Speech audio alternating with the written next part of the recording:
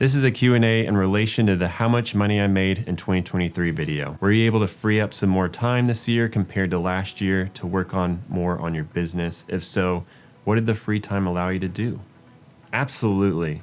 I had a lot more free time, like I said in the 2023 video, that I spent almost every Friday after the April deadline to work on content. And I didn't really do client work on Fridays. So did I work on my business? I did in some ways, but I really focused on content creation. Now that I have an employee, I will be able to have more capacity to work on my business. And that's gonna be including like just making the client experience better and working on getting new leads. How did your hours, margins, and stress levels change compared to 2022? I'd say my hours definitely decreased, my margins increased, and my stress levels decreased, which usually doesn't happen when you make more money, and usually your hours go up and your stress increases, but that was the opposite, and I attribute that to a lot of price increases. Operationally, not tax returns, what are the areas that you were worried the most? I think I was just worried about project tracking the most because there's so many projects that happen throughout the year, and if you don't have a robust project tracking management, then things fall through the cracks really easily. What made the biggest impact on success? And define what success means to you or did from last year compared to what this new year's goal will be. I'll probably say this a lot, but price increases and being really picky who I work with, because you can get derailed with a lot of clients that just aren't a good fit. Success means to me is that my clients are well served and that they are satisfied with the work that I provide. And then I also want to be able to make money to provide for my family, so that's success. And then how else I define success is just having fun. So I always want to enjoy the work that I do, and if I don't enjoy the work that I do, then that's not, what's the point anymore? You mentioned you raised your prices, so would love to learn how that impacts client churn. Did the new price attract new clients or lose existing clients? Yeah, I experienced a lot of churn between 2022 and 2023 tax seasons, and that's perfectly fine because a lot of clients were priced at a very low rate, and they were priced when I had first started, and so they were some of them were paying half of what I charged new clients for, and so it just didn't make sense to break my back to have them at that lower price range. It's hard to say if the new price attracted new clients because I just don't have that many leads at the moment, and so it's hard to kind of gauge how that. It's hard to gauge the inflow. What sort of pre-planning analysis did you do before making your first hire, both for financial cost and work assignment? At the end of last tax season, 2023 tax season, I came to the decision, all right, do I fire a bunch of clients or do I hire somebody to help me? And I went with, all right, I'm gonna hire somebody. And so I understood how much money I was potentially gonna make for the year. And then I thought about, how much I could pay someone.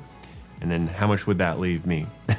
And so there was margin enough to where hiring an employee made sense, to where I could work on more content creation, or I could focus more on bringing new clients and improving workflows and working on content. So it was like a feel almost. I didn't really crunch the numbers too much. The expectation when I hired Gary was that, hey, it's this summer, it's after tax season, you're not gonna have much work.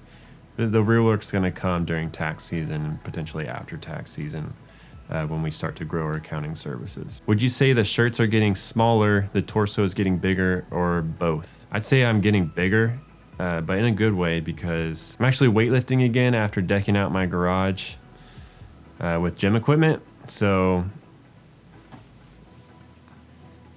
I mean, what do you think?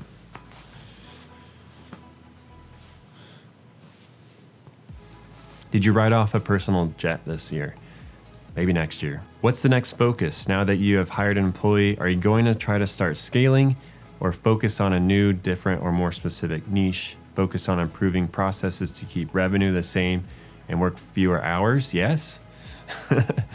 The focus now is to bring in the right clients and scale those clients.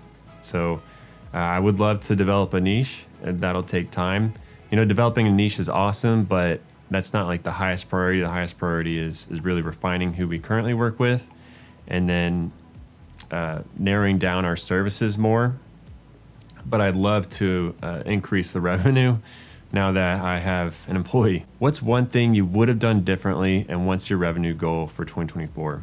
I would have hired an employee way sooner.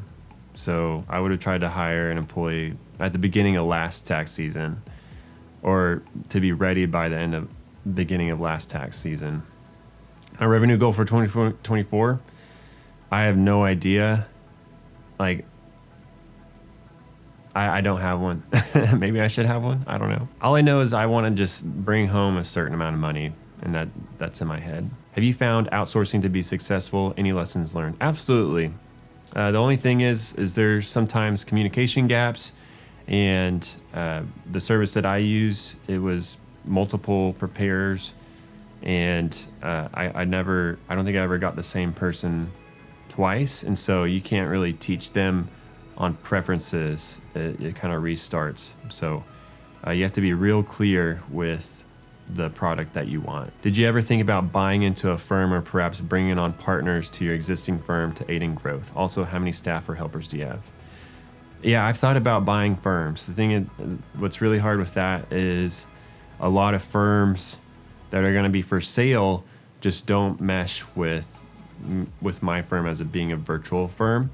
And so it'd be really hard to convert a lot of older school clients to newer firm processes and like pricing. So if pricing is really different, you have to find a firm that really has similar pricing for that to really work. Unless there is some sort of purchase agreement where it's just based off the work that came back, essentially. I haven't really thought about bringing on a partner to aid in growth. I mean, I'm kind of doing that with an employee. And I have one full-time employee that helps me out. Thank you so much for your questions. Check out my 2023 video if you haven't already. It's super awesome. Thank you for watching. Have a good one.